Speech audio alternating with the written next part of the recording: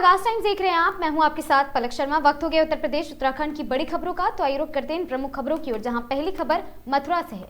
मथुरा वृंदावन आने वाले लाखों श्रद्धालुओं को अब जाम, धुएं और अव्यवस्थित ट्रैफिक से जल्द राहत मिल सकती है। ग्रीन मोबिलिटी जोन और साथ ही GMZ की शुरुआत हो चुकी है। जिलाधिकारी चंद्र प्रकाश सिंह ने कहा है कि योजना केवल यातायात सुधार की नहीं, बल्कि ब्रज की आध्यात्मिक शांति और पर्यावरणीय पवित्रता को लौटाने की दिशा में एक बड़ा कदम है। उन्होंने यह बातें शुक्रवार को कलेक्ट्रेट सभागार में राहगीरी फाउंडेशन द्वारा आयोजित उच्च स्तरीय कार्यशाला में कही है। मौके पर उन्होंने कहा कि श्रद्धालु यहां सुकून और भक्ति की भावना को लेकर आते हैं, लेकिन भीड़ और प्रदूषण के कारण उन्हें अनुभव को प्रभावित करना पड़ता है और साथ ही GMZ से यह स्थिति बदलेगी।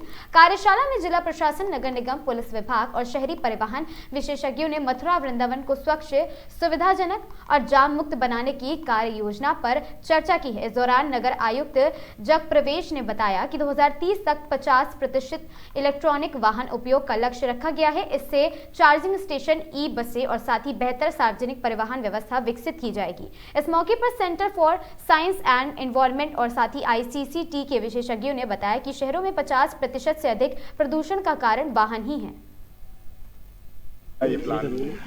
देखिए, सर्वप्रथम आज यहाँ कलेक्ट्रेट सभागार में राहगीरी फाउंडेशन और नगर निगम के संयुक्त प्रयास से मथुरा वृंदावन को लो एमिशन जोन LEZ के रूप में विकसित करने के लिए एक बैठक की गई, जिसमें महत्वपूर्ण सुझाव भी आए हैं और कुछ एक्शनेबल पॉइंट्स आए हैं, जिस पे कि हम लोग अपनी कार्य योजना बना रहे हैं कि कैसे इसको करना है।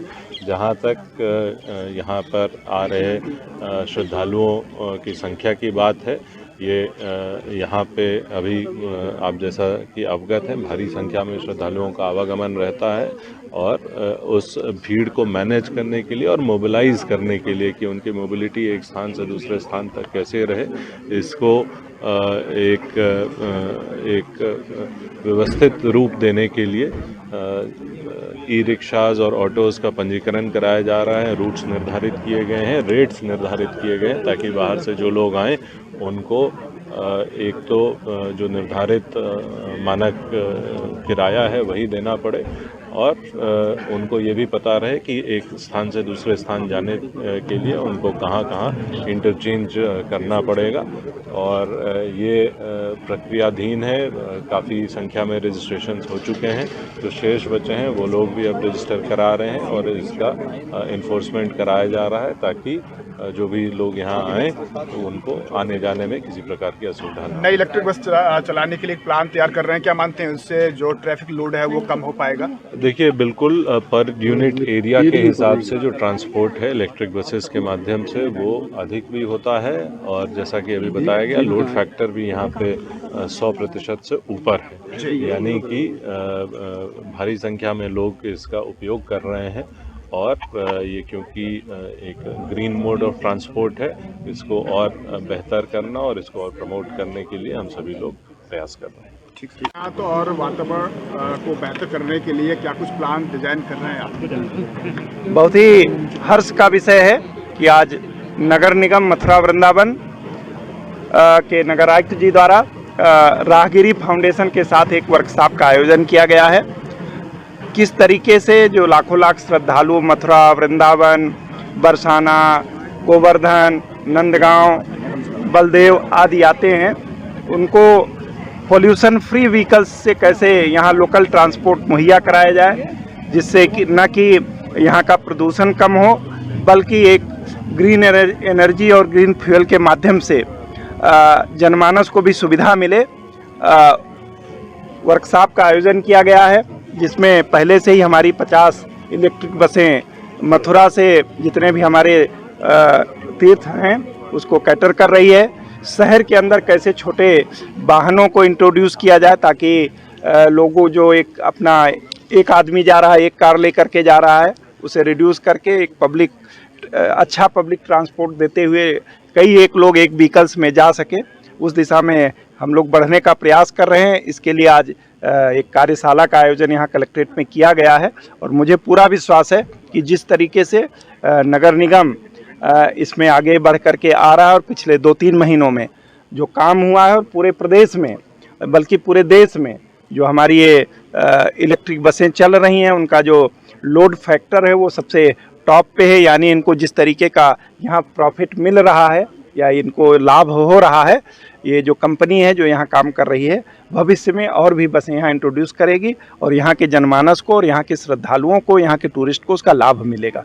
ई रिक्शा की संख्या बहुत बड़ी संख्या में, कैसे फिर डिसाइडेड हो पाएंगी चीज़ें? देखिए, जिस तरीके का हमारे यहाँ वॉल्यूम है टूरिस्ट का, तो जो हमारे लोकल ई रिक्शा वाले हैं उनको भी हम लोग रेगुलराइज कर रहे हैं। आपने देखा होगा पिछले 2-3 महीनों में एसएसपी साहब और नगर आयुक्त साहब मिल करके किस तरीके से, शुरुआत में कुछ रिजेंटमेंट हुआ था, कुछ लोगों ने अफवाह फैलाने का प्रयास किया था, परंतु हम लोगों ने धैर्य रखते हुए सबको, जब धीरे धीरे, देखिए पब्लिक में केवल बात करने से कुछ नहीं होगा, जब हम लोग कुछ कर करके दिखा रहे हैं तो लोग संतुष्ट हो रहे हैं, वो भी चलेगा और ये भी चलेगा। और मुझे पूरा विश्वास है कि यहाँ जो लोग आ रहे हैं, हमको खुद नहीं पता होता कौन कौन से लोग हैं, वो किस स्तर के लोग हैं, और मतलब यहाँ भगवान जी की जन्मस्थली है, कर्मस्थली है, तो उनको हर जो हमारा सेगमेंट है पॉपुलेशन का, सबके लिए हमको सुविधाएं देनी पड़ेंगी।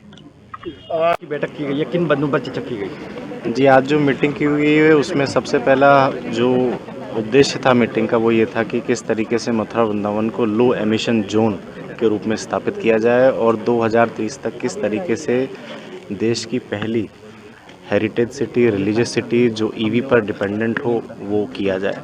सबसे पहले आपको पता होगा कि करीब 9 करोड़ श्रद्धालु पूरे मथुरा वृंदावन में पूरे साल भर में आते हैं और लगभग 2.5 से 3 लाख व्यक्ति प्रतिदिन मथुरा में आता है। और देखने में आया कि 1% से कम लोग ऐसे हैं जो पब्लिक ट्रांसपोर्ट को यूज़ करते हैं। तो पब्लिक ट्रांसपोर्ट की फैसिलिटीज़ को किस तरीके से बढ़ाया जाए, किस तरीके से एनवायरमेंटल फ्रेंडली जो व्हीकल है उनको इंट्रोड्यूस किया जाए, क्योंकि AQI आज भी जैसे 300 के अधिक इस समय वर्तमान में है। तो पर्यावरण, एयर पोल्यूशन जो है एक बहुत गंभीर समस्या है। इसको लेकर के आज ये पूरी वर्कशॉप आयोजित की गई। इसमें सभी स्टेक होल्डर जो थे, चाहे प्राधिकरण के हो, ब्रज तीर्थ विकास परिषद के हो, हमारे अन्य अधिकारी हों, पुलिस ट्रैफिक हो, सभी लोग उपस्थित थे। एक सार्थक चर्चा की गई और निश्चित ही आने वाले भविष्य में इन सब चीज़ों को मथुरा में इंट्रोड्यूस किया जाएगा, ताकि जो हेरिटेज सिटी, जो लो एमिशन जोन है उसको। खबर प्रयागराज से है, जहां प्रयागराज में यूजीसी के समर्थन में सड़कों पर उतरे 1000 छात्र। प्रयागराज में हुंकार रैली में नारेबाजी, प्रदर्शन में वकील भी नारे लगाते हुए पहुंचे। यूजीसी के नए नियम लागू करने की मांग को लेकर अब प्रयागराज में भी प्रदर्शन हुआ है। यूजीसी के समर्थन में 1000 से अधिक छात्र सड़कों पर है और साथ ही ब्राह्मणवाद का नशा हो, वोट हमारा, राज तुम्हारा जैसे नारे लिखे गए और साथ ही प्ले कार्ड लहराते हुए छात्र सरकारों के खिलाफ नारेबाजी करते देखे गए हैं। छात्रों के हाथों में डॉक्टर अंबेडकर और साथ ही हैदराबाद यूनिवर्सिटी में आत्महत्या करने वाले छात्र रोहित वमुला की बड़ी बड़ी तस्वीरें भी देखी गई। उधर छात्रों के प्रदर्शन को देखते हुए 100 से अधिक पुलिसकर्मियों को तैनात करना पड़ा है।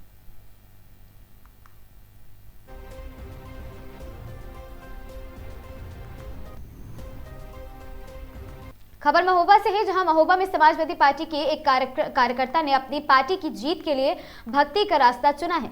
सपा युवजन सभा के नगर सचिव अभिषेक शिवहरे ने 2027 के अखिलेश यादव को मुख्यमंत्री बनाने की अर्जी देकर पैदल खाटू श्याम दरबार के लिए रवाना हुए हैं और साथ ही हाथ में सपा का झंडा और धर्म ध्वज लिए हैं। अभिषेक 720 किलोमीटर की यह कठिन यात्रा 40 दिन के लिए पूरी करेंगे और सियासत में जीत के लिए नेता और कार्यकर्ता अक्सर जनता के बीच जाते हैं, लेकिन महोबा में कार्यकर्ता ने अपनी पार्टी की सफलता के लिए आस्था का दामन थामा है। सपा युवजन सभा के नगर सचिव अभिषेक शिवहरे ने कठिन संकल्प लिया है महोबा की इससे राजस्थान के खाटू श्याम दरबार तक की पैदल यात्रा को, जिसकी आज उसने शुरुआत की है।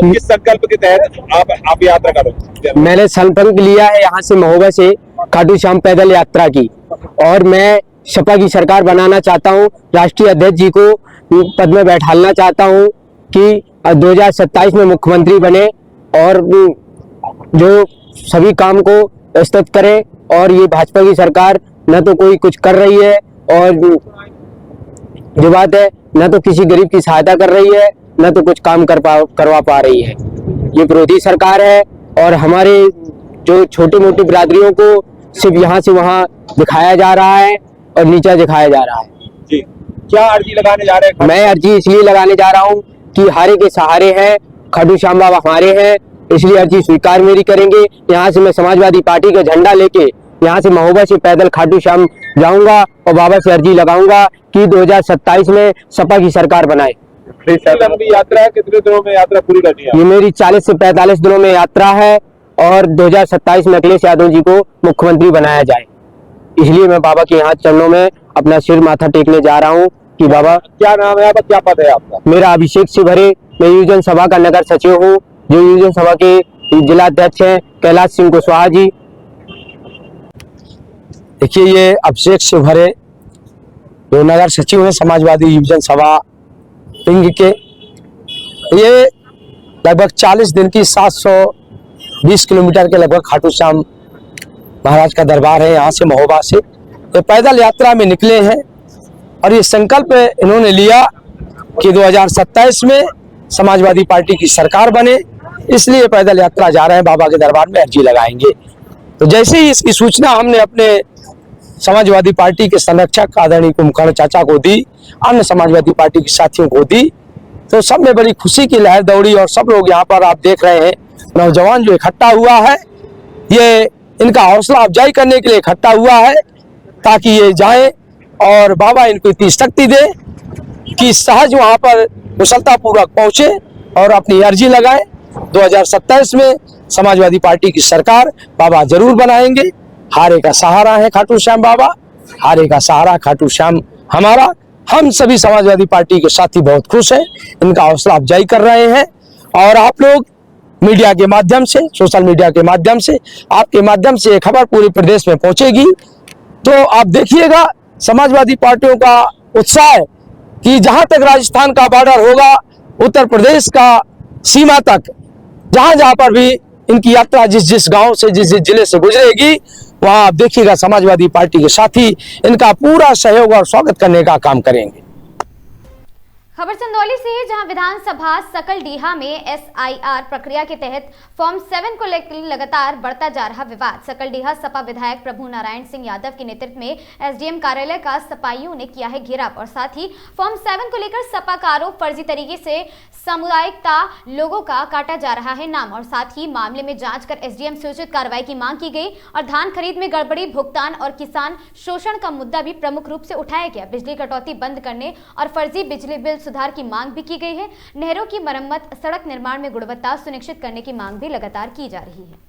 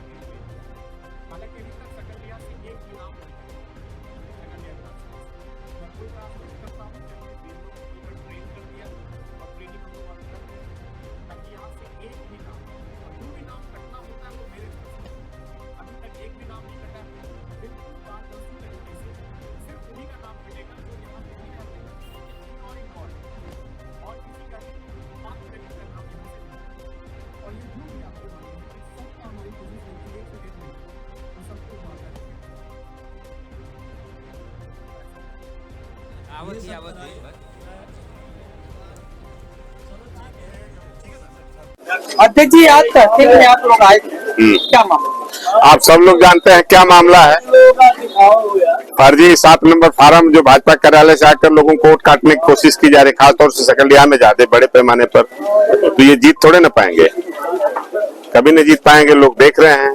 3 तिकड़ा जीत पाएंगे। डेमोक्रेसी में ईमानदारी से काम करना चाहिए, जनता के पक्ष में, जनता का जो फैसला है उसे स्वीकार करना चाहिए। धोख फरेब ये सब करके चुनाव नहीं जीता जा सकता। एडीएम साहब ने क्या कहा? एडीएम साहब ने 1 महीने का समय लिया है, वो काम करेंगे और नहीं करेंगे तो हम लोगों के सारे विकल्प खुले रहते हैं। जुड़े कार्यक्रम को लेकर सबसे महत्वपूर्ण कार्य तो SIR का था। हम लोगों ने उस दिन जिलाधिकारी को भी दिया, आपको भी हमने दिया इनको आज, इसलिए कम से कम बहुत महत्वपूर्ण मुद्दा, ऐसा मुद्दा जिसको बाबा साहब ने हमें अधिकार दिया, आज उस अधिकार को ये छीनने का काम कर रहे हैं भारतीय जनता पार्टी के लोग, साजिश कर रहे हैं। तो हम आगाह करने आए हैं कि यदि आपके रहते ऐसा कुछ होगा तो समाजवादी पार्टी चुप नहीं बैठेगी। दूसरी चीज ये, सरकार किसान विरोधी है। 6-6 साल से सड़कें बन रही है, रुकी है, रुकावट है, मुआवजा नहीं दे रहे, इनके पास पैसे भी है, जानबूझ के काम भी बाधित है। थोड़ा थोड़ा काम जो पेट्रोलियम विभाग का है, रोड बना दे रहे हैं, सीसी बना दे रहे हैं, पटरी नहीं बना रहे, झाड़ियां हैं, जल जीवन मिशन के तहत पूरे गांव की गलियां सब खोद डाले और उसके बाद भी आज तक उसका मरम्मत करने का काम नहीं किए। तमाम ऐसे मामले हैं जिन सवालों को लेकर हम लोगों ने आज ज्ञापन दिया है। इनको 20 तक का समय दिया गया है। 20 तक यदि नहीं करते हैं तो हम लोग आगे पार्टी हमारे अध्यक्ष फैसला करके आंदोलन करेंगे, बड़ा आंदोलन करेंगे किसानों के, नौजवानों के ये SIR के मामले पे। यदि कहीं से कुछ होगा तो हम लोग चुप बैठने का काम नहीं करेंगे। एडीएम साहब ने क्या कहा? एडीएम साहब ने आश्वासन दिया है कि हमारे तरफ से कोई गलती नहीं होगी और जो भी है हम इसको निष्पक्षता से काम करेंगे।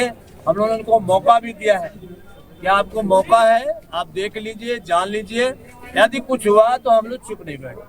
सर, आपूर्ति विभाग का मामला आ रहा है, न नया राशन कार्ड बन रहा है, न नाम जुड़ रहा है। यूजीसी को लेकर सर पूरे देश में कैंपेन चलाया जा रहा है सर, आपकी पार्टी किस तरीके से देख रही है यूजीसी को लेकर सर? नहीं, यूजीसी में हमारी पार्टी की निष्पक्ष राय है। हम नहीं चाहते कि कोई दोषी बख्शा जाए और ना तो कोई निर्दोष फंसाया जाए, हम यही चाहते हैं। वाराणसी की पुरातन पूर्वांचल की सबसे बड़ी मंडी दाल मंडी में आज फिर चला प्रशासन का बुलडोजर। मंडी में मौजूद 3 चिन्हित भवनों को किया गया जमींदोज। अभी तक मंडी में मौजूद 29 और साथी भवनों का रजिस्ट्री प्रशासन ने 23 करोड़ मुआवजा देकर करवा लिया है। अभी तक 15 मकान को पूर्णतः ध्वस्त किया जा चुका है और 10 मकानों को मजदूरों द्वारा ध्वस्त करवाया जा रहा और आज 3 मकानों को बुलडोजर से ध्वस्त किया गया है। आपको बता दें कि नई सड़क से विश्वनाथ मंदिर के बगल तक निकलने वाली करीब 1 किलोमीटर दाल मंडी को गलियों को 17.4 मीटर चौड़ी कर सड़क बनाया गया। होनी थी और जिसके क्रम में अब जो है आज बुलडोजर भी जो है उधर नई सड़क से जो है लाया गया और अभी वर्तमान में अंदर वो चल भी रही है और दूसरे मकान पे भी लगा हुआ है इस समय ध्वस्तीकरण की। कुल कितने मकानों की रजिस्ट्री हो चुकी है और कितना मुआवजा अभी तक बांट चुकी है? अभी तक कुल 29 भवनों की रजिस्ट्रियाँ हो चुकी हैं। 29 में कुल जो काश्तकार थे वो 104 काश्तकार थे जो रजिस्ट्री कर चुके हैं और अभी तक कुल हम लोग 23 करोड़ रुपये बांट चुके हैं। आज जो ध्वस्तीकरण की कार्रवाई हुई है, अब तक कुल कितने मकानों को ध्वस्त किया जा चुका है? अभी तक कुल जो है जो चिन्हित मकान थे 15 मकान तो पूर्णतः ध्वस्त किए जा चुके हैं। 10 मकानों पे लेबर काम कर रही है और उसके अतिरिक्त ये 3 मकान थे, तो 28 मकानों पे टोटल हम लोग की कार्रवाई चल रही है। आज अभी दूसरे पे चल रही है, तीसरी इसके बाद होगी। मतलब अब तक कुल 28-29 मकानों को ध्वस्त करने की कार्रवाई जी। पहली बार दाल मंडी गली में अंदर बुलडोजर आज ने इसके पहले भी जो है बुलडोजर घुसा था और उसमें किसी कारणवश नहीं चल पाया ठीक से, लेकिन अब धीरे धीरे लग रहा है कि जो है 3 से 4 दिन में जो है बुलडोजर आने की पूरी स्थिति बन जाएगी। दाल मंडी गली का ये पहला बुलडोजर जी जी।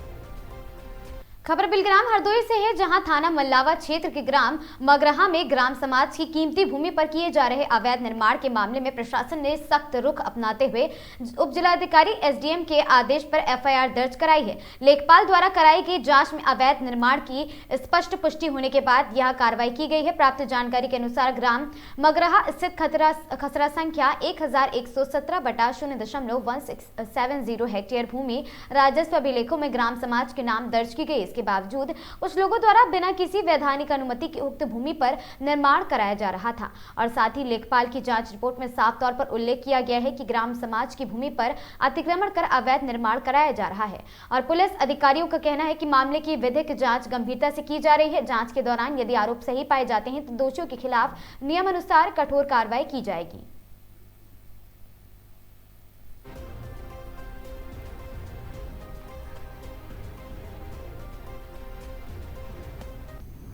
खबर बदायूं से है, जहां इंजीनियरिंग दूल्हा हेलीकॉप्टर से दुल्हन को लेकर सुंदर नगर गांव पहुंचा है। परिवार और ग्रामीणों ने भव्य तरीके से दूल्हा दुल्हन का जोरदार स्वागत किया। दूल्हा दुल्हन को आशीर्वाद देने के लिए ग्रामीणों की उमड़ी खासी भीड़। दूल्हा अमित चौहान ने बताया, हेलीकॉप्टर से दुल्हन लाने का सपना था जो आज पूरा हुआ है। बिलसी तहसील क्षेत्र के सुंदर नगर गाँव में हेलीकॉप्टर से आई थी दुल्हन।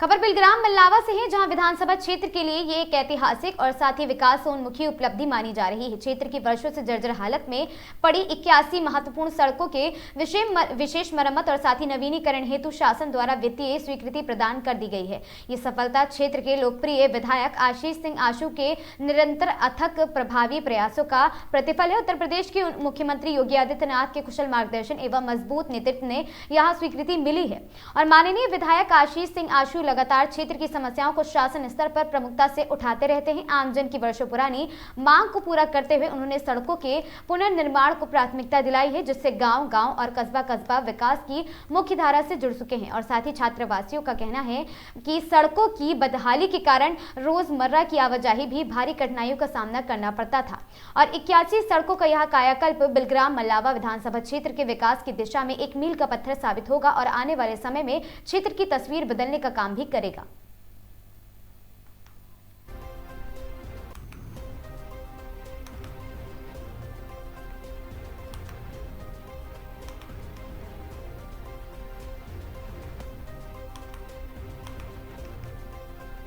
शाहजहांपुर से बड़ी खबर है, जहां मामूली विवाद ने हिंसक रूप ले लिया। दो पक्षों के बीच मारपीट के बाद फायरिंग हुई है, जिसमें 3 लोग घायल हो गए हैं। घटना पुवाया थाना क्षेत्र की है। शाहजहांपुर के पुवाया थाना क्षेत्र अंतर्गत पिपरिया पाठक गांव में उस समय हड़कंप मच गया जब दो पक्षों के बीच विवाद के दौरान फायरिंग हो गई थी और साथ ही आज ममनून नाम नमान अदा कर रहे घर लौट रहे थे और साथ ही सभी आरोपी की रोहिल और साथ ही उमरजेल रोके अली और साथ ही समीर ने उसे रोक लिया और मारपीट शुरू कर दी है। जब ममनून के परिजन बीच बचाव के लिए पहुंचे तो आरोपियों ने तमंचे से फायरिंग कर दी। इस घटना में कुल 3 लोग घायल हुए हैं, जिनमें से 2 को गोली लगने की पुष्टि हुई है। सभी घायलों को पहले सामुदायिक स्वास्थ्य केंद्र ले जाया गया, जहां से हालत गंभीर होने पर उन्हें मेडिकल कॉलेज भी रेफर कर दिया गया है।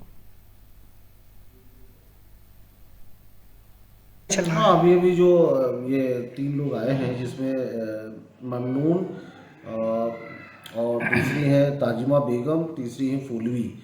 जिसमें ममनून और ताजिमा बेगम, इन दोनों लोगों को सस्पेक्टेड गनशॉट इंजरी है। एक लोगों को जो ममनून है, ये इनको राइट साइड में लैटरल एस्पेक्ट में गनशॉट का सस्पेक्टेड पाया गया है और इनको यहाँ फर्स्ट एड ट्रीटमेंट दोनों लोगों को दे करके मैंने डिस्ट्रिक्ट के लिए रेफर भी कर रहा है। क्या नाम है आपका? मोमिन खान। कहाँ रहते हैं? फिरिया पाटक। किस बात को लेकर विवाद हुआ? अरे ये मस्जिद में नमाज पढ़ने गया था, पीछे से इस लोगों ने वार कर दिया। पुरानी रंजिश थी, 1 साल पुरानी, और इन्हें मारपीट करी। फिर बाद में इसने मस्जिद से लेकर गोली मार दी।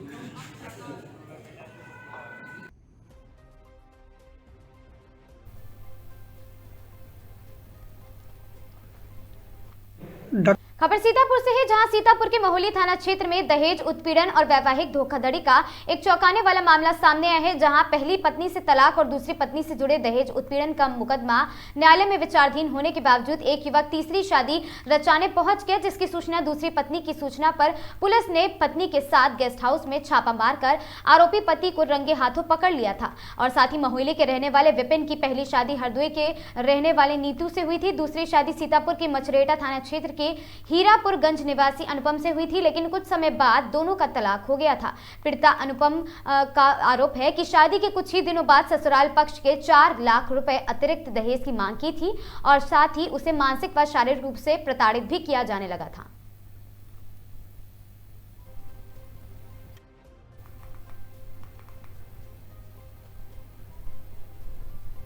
मंगलौर कोतवाली क्षेत्र के घोसीपुरा गांव में आज पुरानी रंजिश के चलते दो पक्षों में आपसी विवाद ने हिंसक रूप ले लिया है। और साथ ही आपको बता दें कि मंगलौर कोतवाली क्षेत्र के घोसीपुरा में पुरानी रंजिश के चलते दो पक्षों में आपसी विवाद हो गया। विवाद इतना बढ़ गया कि लाठी डंडे चलने लगे, जिसमें कुछ लोगों के घायल होने की सूचना भी मिली है। वहीं सूचना मिलने के बाद मौके पर पहुंची मंगलौर कोतवाली पुलिस ने किसी तरह ग्रामीणों को शांत कराया और घायल को अस्पताल भिजवाया है, जिसमें घायल का उपचार चल रहा है। वहीं घायल की हालत को नाजुक देखते हुए हायर सेंटर के लिए रेफर कर दिया गया है। वहीं पक्ष का आरोप है कि मैं अपने खेत से घर की ओर जा रहा था, जिसमें दूसरे पक्ष ने मौका देखकर मेरे साथ में मारपीट की। और वहीं पूरे मामले की मंगलौर सीओ अभिनव चौधरी के द्वारा जानकारी देते हुए बताया गया कि घोसीपुरा गांव में आपसी विवाद को लेकर लाठी डंडे चले हैं, जिससे अभी गांव में स्थिति नियंत्रण में है।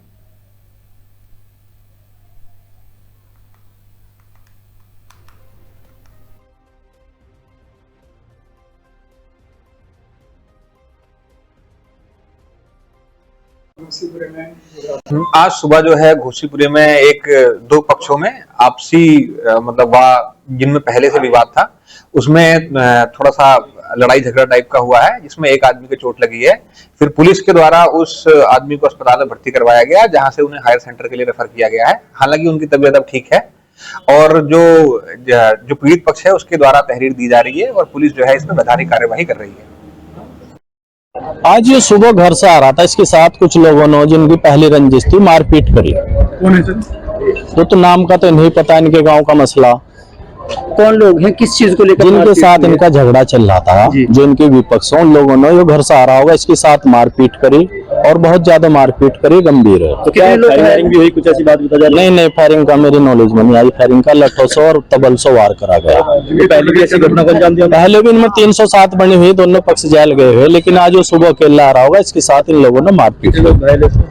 इसमें 2 लोग घायल हो, एक हाकम और एक दिलसाद जी। पुलिस मौके पर पहुंची है? पुलिस मौके पर पहुंची, पुलिस इंस्पेक्टर ने बड़ा सहयोग करा और कप्तान साहब का भी मैं दिल से धन्यवाद करता हूँ और एसपी याद कर। पुलिस ने रेगुलर बहुत सही साथ दिया इनका और पुलिस ही अपनी गाड़ी में घेर कर ले इंस्पेक्टर अपने साथ लेकर। क्या स्थिति अभी इनकी? अभी देखो सीरियस है जी।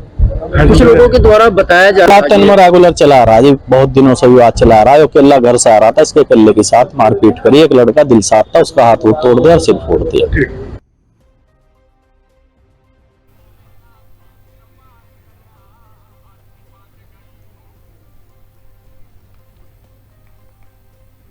विश्वास बढ़ाने के उद्देश्य से घंटाघर चौराहे पर पुलिसकर्मियों को मे आई हेल्प यू लिखी विशेष जैकेट वितरित की गई। कानपुर नगर में पुलिस आयुक्त कानपुर रघुवीर लाल के निर्देशन पर जनता में विश्वास बढ़ाने के उद्देश्य से घंटाघर चौराहे पर पुलिसकर्मियों को मे आई हेल्प यू लिखी विशेष जैकेट वितरित की गई है। पुलिस अधिकारियों के मुताबिक इन जैकेटों से राहगीरों और यात्रियों को जरूरत पड़ने पर तुरंत पुलिस की पहचान कर मदद लेने में आसानी होगी, जिससे पुलिस और जनता के बीच भरोसा और भी मजबूत होगा।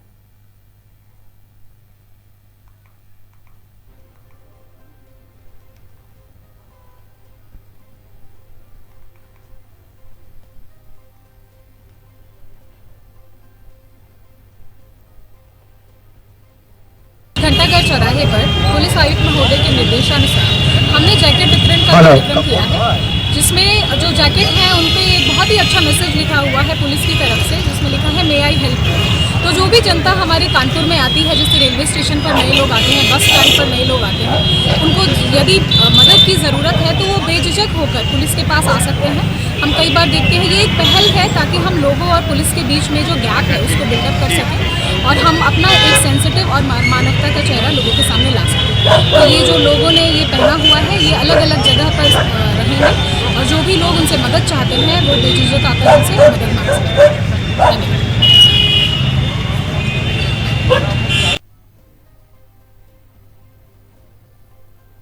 उत्तर प्रदेश उत्तराखंड की इन तमाम खबरों में आज के लिए बस इतना ही। ऐसी खबरों से लगातार जुड़े रहने के लिए बने रहें हमारे साथ और देखते रहें आगाज टाइम्स।